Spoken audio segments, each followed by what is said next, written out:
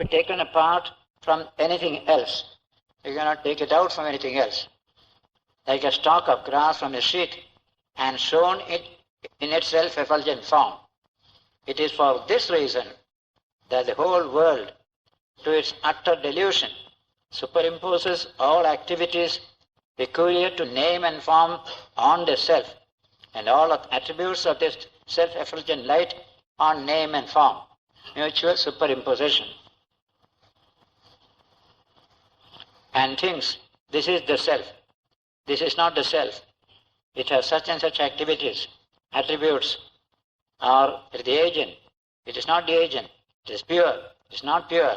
It is bound, free, fixed, gone, come, etc. All these various attributes, they attribute all to the self, though they all belong to these particular organs and other parts of the system. So he says, it is fixed. Assuming the likeness of the intellect, the self moves alternately between the two worlds, this world and the next world, alternately between the two worlds, this one and the next, the one that has been attained and the one that is to be attained, by successively discarding the body and organs already possessed and taking new ones, hundreds of them, in an unbroken series. The movement between the two worlds is merely due to it resembling the intellect. The Atman itself doesn't go to any world, but resembling the intellect, it goes where the intellect goes, this world, that world, etc., etc. The Atman has no rebirth, that's the meaning. The one that is connected with the intellect, that's the ego. That has a rebirth, but not the Atman. Yeah.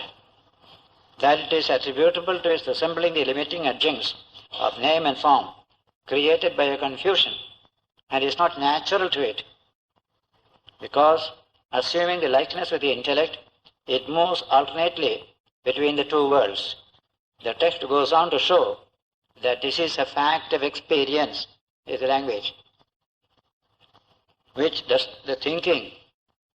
It thinks, as it were, by illumining the intellect, which does the thinking through its own self-effulgent light that pervades the intellect. The self assumes the likeness of the latter and seems to think just as light looks colored. Hence people mistake that the self thinks, but really it does not. Likewise it shakes, as it were, dhyayativa, lelayativa, that is the text. It shakes, as it were, when the intellect and other organs, as well as the pranas, move. The self which illumines them becomes like them, therefore seems to move rapidly, but really the light of the self has no motion. How are we to know that it is owing to the delusive likeness of the intellect that the self moves between the two worlds and does other activities, and not by itself? How are we to know it? This is being answered by a statement of reason, yukti, the text, being identified with dreams. That is the text. The self seems to become whatever the intellect which it resembles becomes. Therefore, when the intellect turns into a dream, that is, takes on the modification called a dream, the self also assumes that form. When the intellect wants to wake up, it too does that. Hence the text says, being identified with dreams, revealing the modification known as dreams assumed by the intellect, thereby resembling them, it transcends this world, this dream, the waking world. It transcends this world, namely the body and organs functioning in the waking state. In dream, we transcend this world of the waking state. These organs, none of these we have any use there. Transcends. Very interesting, is it? Functioning in the waking state. These are all functioning in the waking state. They have absolutely no function in the dream state. All these sense organs, the body, round which these sense organs, all our activities secular or religious, are done based upon the sense organs or the waking state, functioning the waking state, round which our secular and scriptural activities are centered. Because the self stands revealing by its own distinct light the modification known as dreams, assumed by the intellect. Therefore, it must really be self-effulgent, pure, and devoid of agent and action with its factors and results. That is the conclusion coming out of the self when studied in dream, when no external factors interfere. It is only the likeness to the intellect that gives rise to the delusion that the self moves between the two worlds and has other activities. So only likeness of the intellect makes for this conclusion. The forms of death, that is work, ignorance, etc. Death has no form of its own, Shankara says. It always functions through some agents, like this body, sense organ. These are all agents of death, subject to change. What else is death? Subject to change. Through that, you see death functioning. Death has no its own form. It's a wonderful statement. Death has no other forms of its own. The body and the organs are its forms. Hence, the self transcends those forms of death on which actions and their results depend.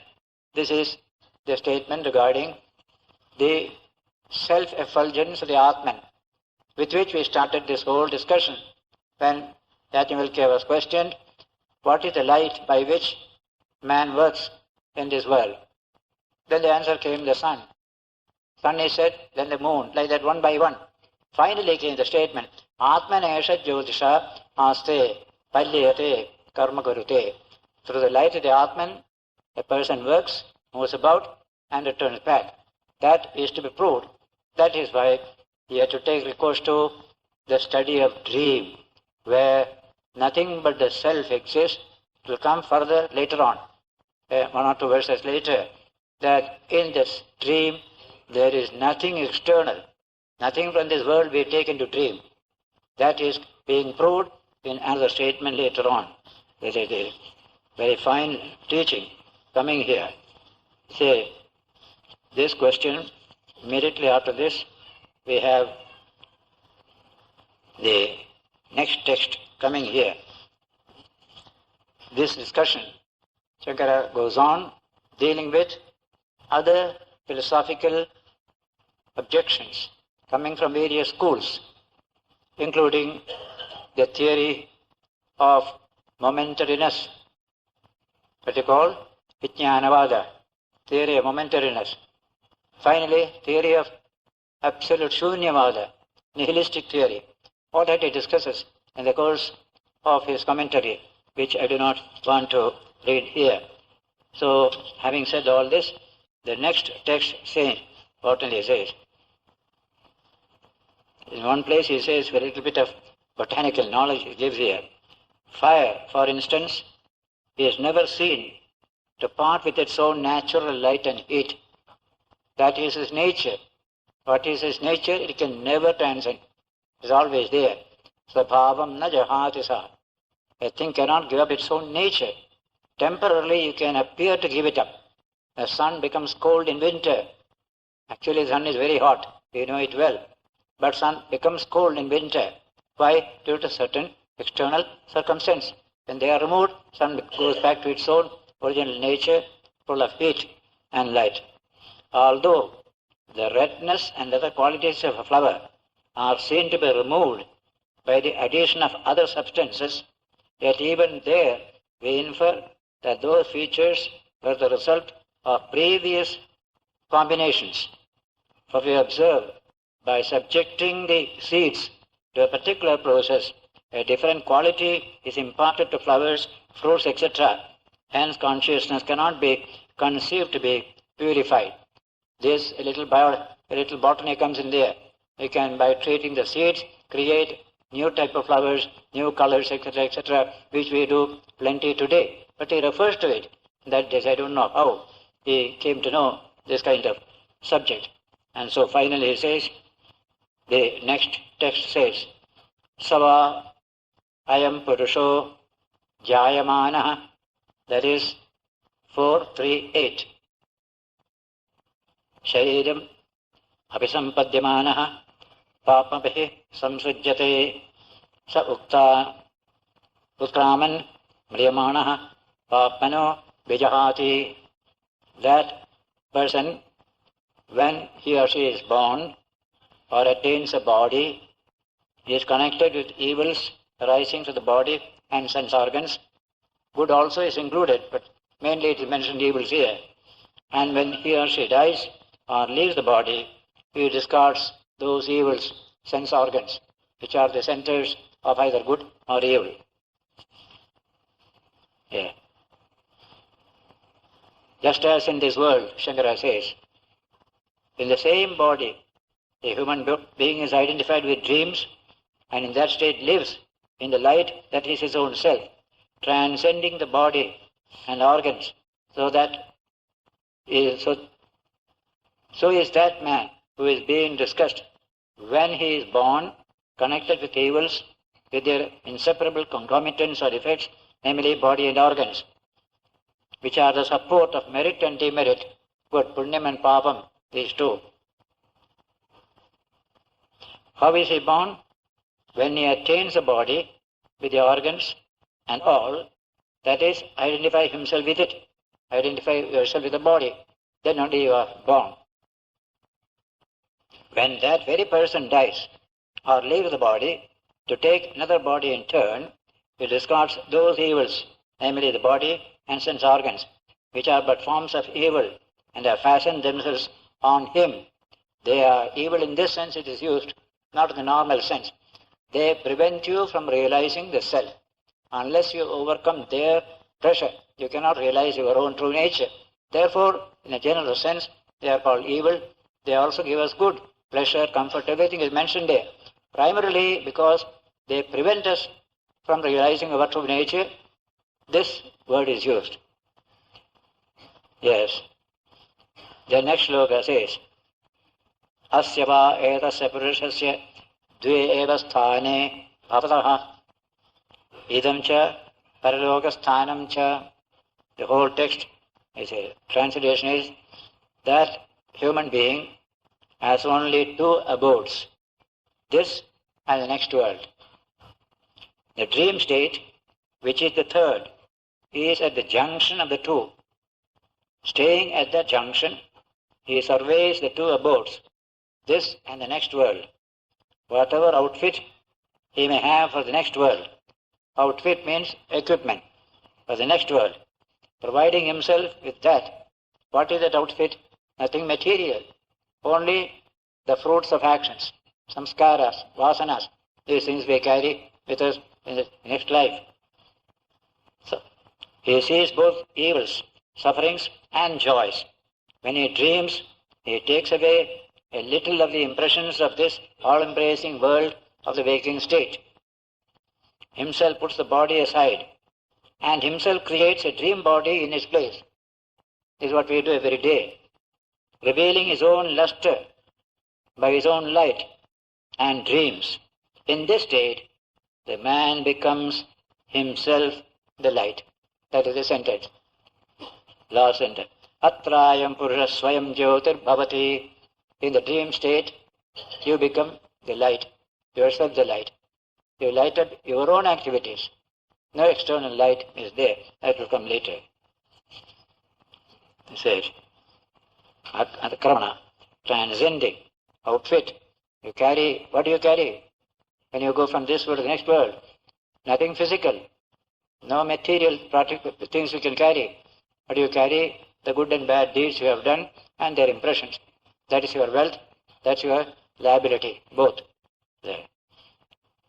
One dreams many things that are never to be experienced in this life. In dream, you will find it's not only what you experience in waking. Many other types of combinations come in dream, including future life's combinations.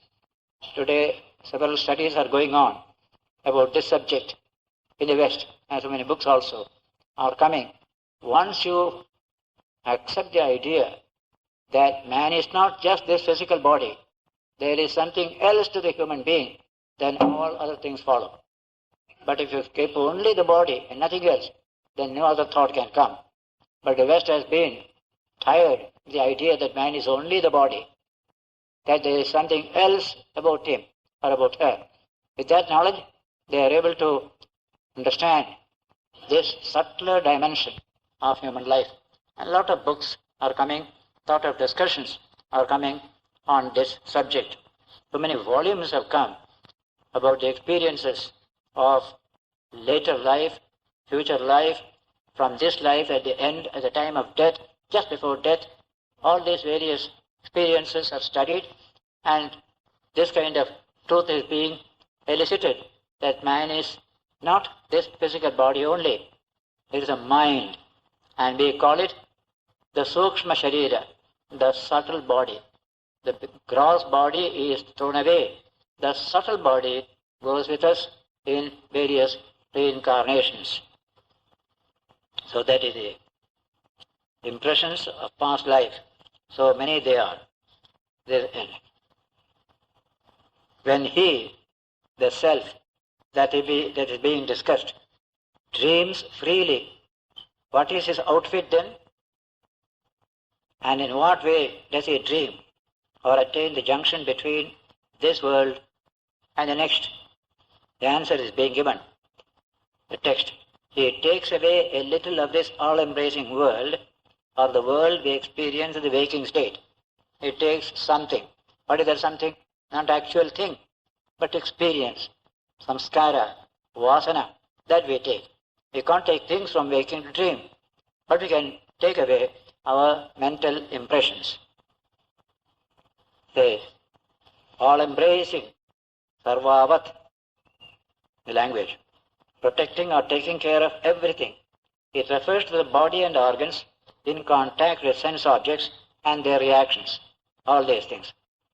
Their all-embracing character has been explained in the section dealing with the three kinds of food in the passage beginning with now this self. That is in the first book that subject came. Then the word may also mean sarvavat, possessing all the elements and their derivatives which serve to attach him to the world. That's also the word sarvavat. In other words, the waking state. Sarvavat is the same as sarvavat. It detaches a portion of this. That is, he is tinged by the impressions of the present life. Himself puts the body aside, this so-called waking body. The king puts away the king body and takes another body in dream, maybe a poor beggar's body. That's also quite possible. That is, literally kills it. That is, makes it inert or unconscious, this particular body. In the waking state, the sun and other deities help the eyes, etc., so that the body may function. And the body functions because the self experiences the results of its merits and demerits, punya and papa. The cessation of the experience of those results in this body is due to the exhaustion of the work done by the self. You are tired, exhausted, we say. We leave this body. Then we get into dream state. Hence the self is described as killing the body, killing the first body. And himself creates a dream body. Nobody else was there to create for him. Himself creates a dream body. Today there is a tremendous study about dream and its creativity. In waking state, often you lose creativity. You become dull, uncreative, repetitive, mechanical. Dream is center of creativity. So a bit of dream must come into life to have creativity. So the study of dream is going on. Take poetry and prose. Prose is prose, we call it. Prosaic, the English word. But in dream, that prose plus some creative element is there. Therefore it is poetry. All art is poetry. The dream element you can see there. The study of dream, therefore, is a vast study. In England, we had one famous neurologist. He studied the schizophrenia, the what you call divided mind, that study, and found it very interesting that some greatness involves a little schizophrenia. If you are great, you must be slightly schizophrenic. Otherwise, greatness cannot come.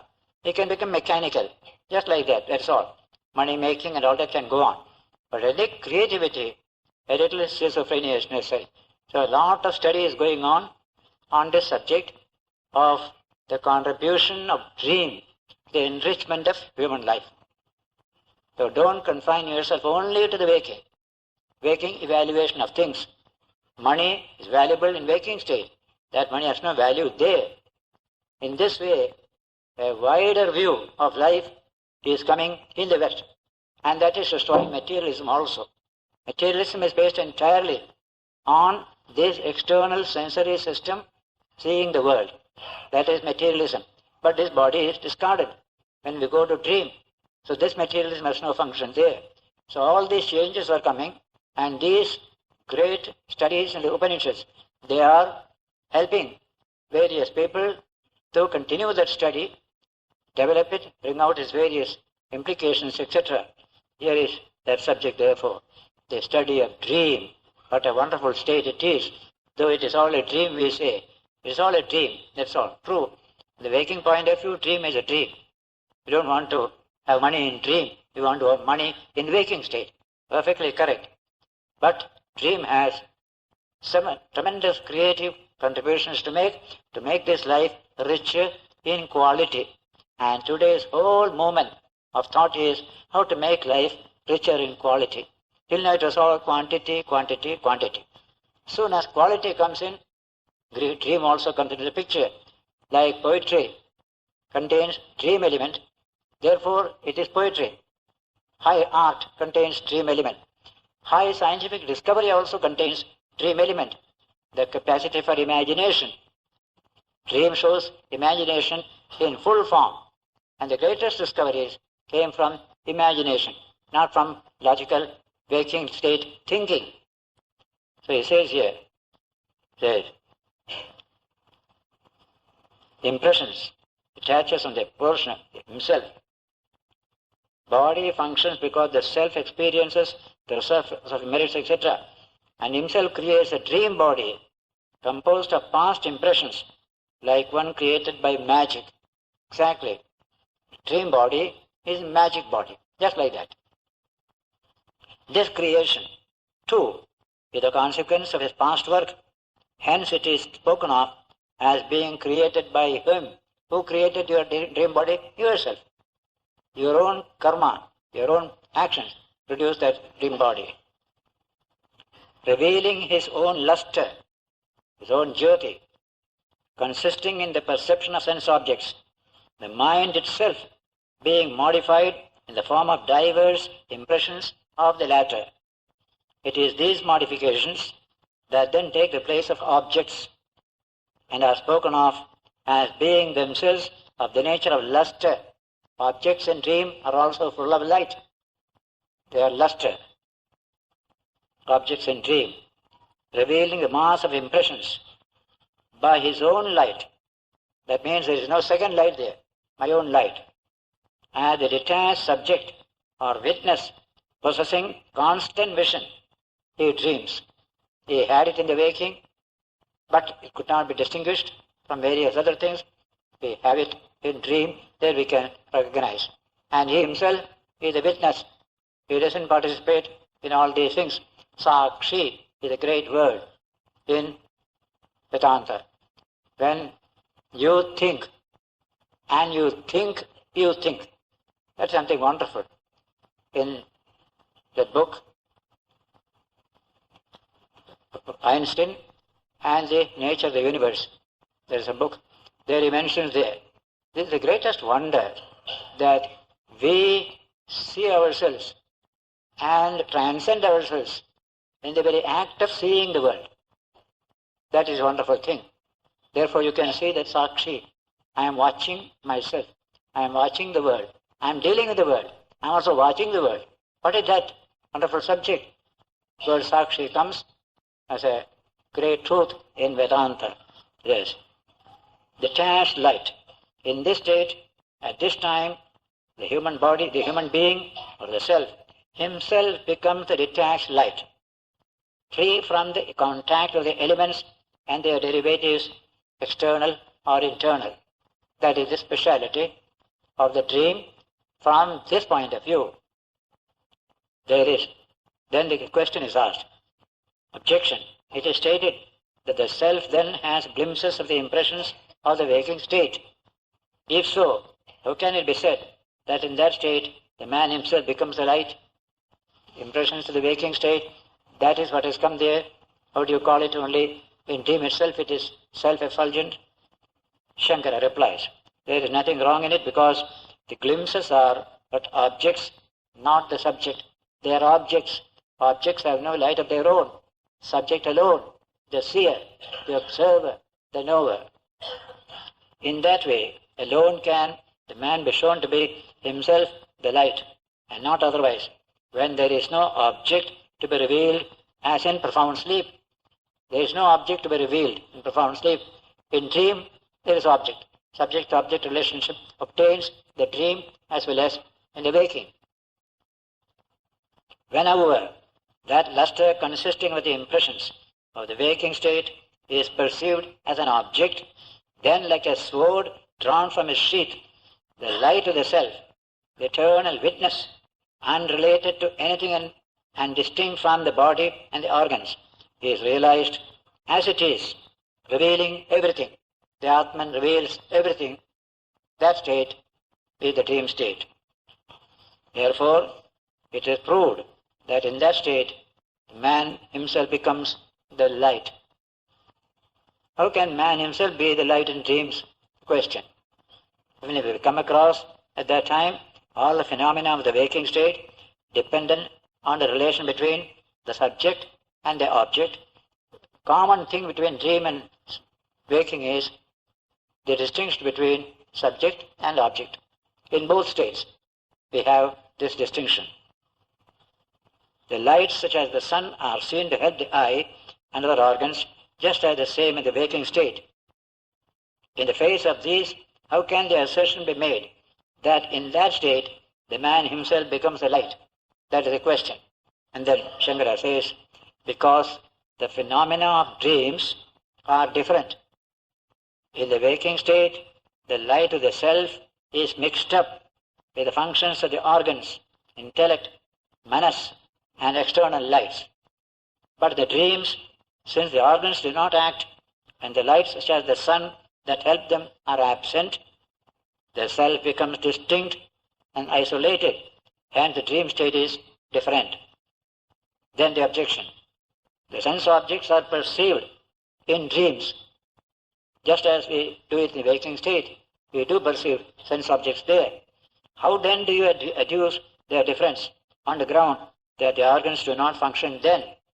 In answer to this, the text says, Upanishad continues, Na tatra ratha, it's a beautiful passage, very often quoted. Na tatra ratha, na ratha yoga, na panthano bhavati, atha rathan, ratha yogan, patah, srujate, na tatra ananda mudah pramudo bhavati, atha anandan mudah pramuda srujate, natra veshanta pushkarinya sravantyo bhavanti, atha veshantan pushkarini sravanti srujate, sahi karta. That is the text. That is 4.3.10. In dream, there are no chariots, nor animals to be yoked to them, nor roads are there, but he creates the chariots, animals, and roads. There are no pleasures, joys, or delights there, but he creates the pleasures, joys, and delights. There are no pools, tanks, or rivers there, but he creates the pools, tanks, and rivers, for he is the agent, karta. He is the agent. Nobody else is there. You are yourself the creator of everything in the dream. That is the beautiful text. The commentary gives very fine ideas. I just give a little bit I shall read. There are no objects like chariots in dream. Perfectly. No roads, nothing is there. The modification of the mind are a little of this world. There is impressions. Former, detaching the latter, being transformed to the impressions of chariots, being stimulated by the individual's previous actions, which is the cause of their perception, appear as sense objects. This is expressed by the words, and himself creates, that's the text. Also by the clause, he creates the chariots. Really, there are neither activities of the organs, nor lights such as the sun that help them, nor objects such as the chariots to be illumined by them. But only their impressions are visible, having no existence apart from the palpable modifications of the mind that are stimulated by the individual's previous work, which is the cause of the perception of these impressions. The light with constant mission that witnesses them, the light of the self, is perfectly isolated in this dream state. That's a sentence. The light with constant mission, the light which is always light. In the previous first book or so, second book, we read that vision is of two kinds, one temporary, one permanent. External eye, sometimes it sees, sometimes it does not see. The eye of the Atman is always clear. It's always there. That text had come earlier.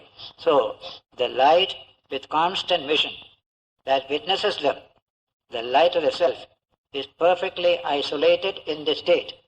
Therefore you can perceive that, yes, that is a light. In the waking also, the same light that is there. Now I can recognize. Once you recognize in one state, you can recognize the other state also. Like a sword separated from its sheath. Now it is in the sheath, you cannot identify. Take it out, it is here. That is the dream. Likewise, there are no pleasures, kinds of happiness, joys, or by birth of a son, or anything in that dream state. But you create all the joys also there. That's all. There are no pools or tanks. You also create all these things. In dreams, there cannot be any factors of an action such as hands and feet. But in the waking state, when they are present, the body and organs, illumined by the light of the self, perform work that later on produce the modifications of the mind representing the impressions of the chariot, etc. Hence it is said, for he is the agent, he is the karta, the agent. This has been stated in the passage. It is through the light of the self that he sits, goes out, works and returns. That is 4:3:6 is referring to. There too, strictly speaking, the light of the self has no direct agency, except that it is the illuminer of everything. The light of the self, which is pure intelligence, illumines the body and organs through the mind, and they perform their functions being illumined by it. And therefore you think it is doing it, but actually it is the mind and organs that do. Hence in the passage quoted, the agency of the self is merely figurative.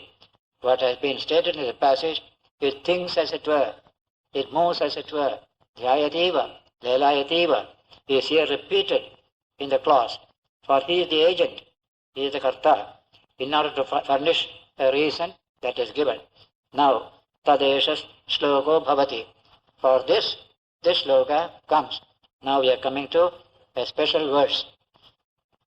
Swapnena shariram abhiprahatya sutta says, regarding this, there are the following verses. The radiant, infinite being, the Purusha, who moves alone, puts the body aside in the dream, and himself awake, taking the shining functions of the organs with him, watches those that are asleep. Again he comes to the waking state. The functions of the dream state are watched by the self. Again he comes to the waking state. That is the first verse. We shall take up a few other verses on this question, and then somebody finally will say, a very beautiful sentence, everybody sees his sport, but nobody sees him. his language. Very beautiful idea. Aramam asya pashyanti, aram asya pashyanti, natam pashyati kashana. You see the magician's magic, but you don't see the magician. If you see the magician, magic will not delude you. If you see the magic only, magic deludes you. So that is our state. We do not see him whose play is this. We are only seeing the play, the various activities that are here. That text will come next when we meet here next Sunday. It's a very important part. We are coming close, almost to the end. Only a little more of these discussions will be there. And then will come a beautiful dialogue between Yajnavalkya and his wife Maitreyi. And then comes a story of the Guru teaching human beings, devas and asuras. A very interesting lesson is there. These are the few things that are remaining so far as this great book is concerned. So many passages are there. They are not relevant for our purpose. Shankara also finishes them with just a simple explanation, nothing else. So we shall take up the subject next Sunday. The same, today what we saw, the shlokas explaining this particular subject. We shall meet again next Sunday. Last Sunday we were discussing the verse and Shankara's commentary thereon regarding the self-effulgence of the Atman revealed in dream state. There is no other light. So the light is only of the self. That was the subject that was expressed in the Upanishad text. And we were reading also Shankara's commentary in that connection. To continue that commentary just a little, the light of the self, which is pure intelligence, illumines the body and organs through the mind, and they perform their functions, being illumined by it.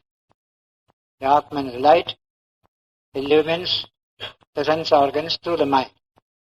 They perform their work, they see, they hear, they do all these things. Hence, in the passage quoted, the agency of the self is merely figurative. Self doesn't do anything. By its presence, all these are doing their respective duties. Just like the king does nothing. By his very presence, all the officers are busy doing this thing and that thing. That example is taken in the Vivekananda. Now comes a few individual verses. Tato shloka bhavanti, tatete shloka bhavanti. A few of these verses follow in this connection. Swapnena shariram abhiprahatya suptan apechakashiti sugamadaya punareti sthajam san hiranmaya purusha eka samjnaha eka hamsaha. Regarding this, there are the following verses. The radiant, infinite being, the Purusha, who moves alone, puts the body aside in the dream, and himself awake, taking the shining functions of the organs with him, watches those that are asleep. Again he comes to the waking state. That is how the self is free. Later on it is going to be said, self is unattached. Asangodhyayam Purusha. The real self in a human being is unattached. Can be here, can be there, etc., etc. So, having said that, the very verse will give this example of being unattached.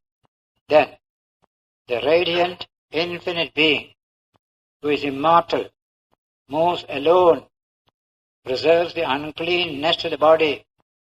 The body is preserved through the prana. When he goes to sleep, the body is still alive therefore. Vital force. And roams out to the next. As if he is no more than the body. He just moves freely, here, there, everywhere. Himself immortal. He goes wherever he likes. That is the self, once again. Then, once again he says, here, Aramamasya pashyanti, natam pashyati kaschana. That is a very important statement. Everybody sees his sport, but nobody sees him. The Atman sport we see in the waking and dream. But where is the Atman? They are not able to see. Aramam asya pashyanti. Natam pashyati kaschana. Tam nayatam bodhayedityahu. In this, there is a belief in ancient times, when you are asleep, that means dreaming, you should not be made to wake up suddenly. That is a popular belief. Shankara refers to this popular belief. Suddenly, if you wake up the person entered into dream in a particular way, through a particular sense organ. He may not know which organ he has to come out, being suddenly asked. So he may lose one organ when he wakes up. Eye is not there, ear is not there, something may be absent. So slowly, gently wake up a person, not in a quick and sudden way. That is mentioned here. And then, what a pity, Shankara says here. Everybody sees a sport consisting of the impressions of villages, cities, women, eatables, etc., conjured by the self in the dream. But nobody sees him there.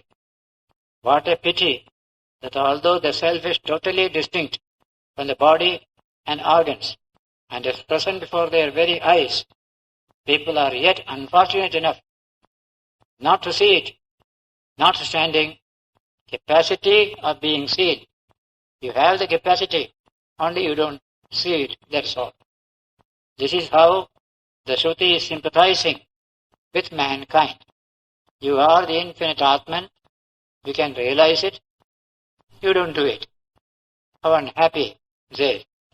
The idea is that in dreams, the self becomes altogether distinct and is itself the light. Then it goes on. Yeah. Next sloka says, that is 4.3.13, coming there. In order to show that death is not the natural characteristic of the self, Yajnavalkya, already prompted by Janaka with the words, please instruct me further about liberation, sets himself to this task in this verse 4.3.15. Yes. Sava esha etasmin samprasade ratva charitva drishtva punyam papam cha pratinyayam pratiyavanyad dravati tapnayaiva. After enjoying himself and roaming, merely seeing the results of good and evil in dreams, he stays in a state of profound sleep and comes back in the inverse order to his former condition, the dream state. For this infinite being is unattached. That's a very oft-quoted verse. Asango hyayam purushaha. Ayam purushaha asanga. It is unattached. That is his true nature. Okay. It is just so, Yajnavalkya, I give you 1,000 cows. Please instruct me further about liberation. Again he is telling like that. Asango hyayam purushaha. Bhavati. The luminous being who is under discussion, who has been pointed out in the dream, in a state of profound sleep, samprasada is the word for profound sleep. A beautiful Sanskrit word. Samprasada, supreme serenity. That's the meaning of samprasada, for sleep. The Atman also is called samprasada. It is a state of absolute serenity. the state of the highest serenity. In the waking state, a man gets impurities due to the commingling of innumerable activities of the body and the organs. He gets a little joy